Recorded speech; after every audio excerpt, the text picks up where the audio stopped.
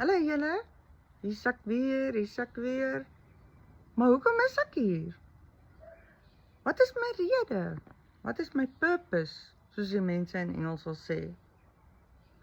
Ek wil iets nuuts leer. Ek is hier om iets nuuts te leer, om het dan vir jou business te hê wat ek een keer voor betaal en geen verdere overheads meer te hê nie, waarmee ek 100% profijt kan maak.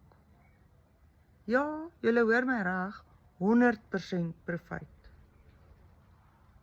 En ek het nie overheads nie. Daar's nie mense inkomstes en uitgawes en mense wat betaal moet word nie. Been there, done that too. Kom ek vertel julle meer van myself. My storie.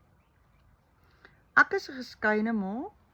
Ek is 50 en ek het 2 pragtige tienerseuns. Maar so het ek ook my werk verloor Augustus 2024. So ek is van iemand wat kon voorsien dat had everybody's backs off, nou niks toe nie. From hero to zero. In 'n kwessie van 'n dag.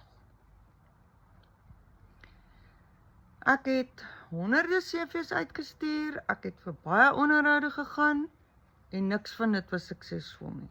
Ek het wel in 2025 vir 5 maande 'n 8 tot 5 tydelike werk gehad, gekry waarvoor ek baie dankbaar is.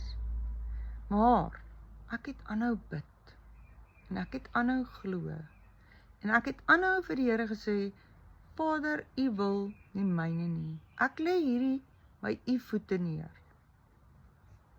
Ek gee hierdie vir U.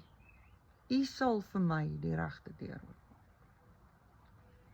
En ek was met al die tyd wat ek toe nou op my hande het die laaste tyd, heeldag op die foon.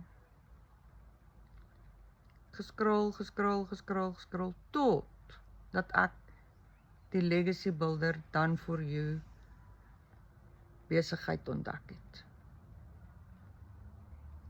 En ek glo, dit is my deur. En dit kan jou deur ook wees. Dis nie 'n scam nie, dis nie 'n get rich quick scheme nie.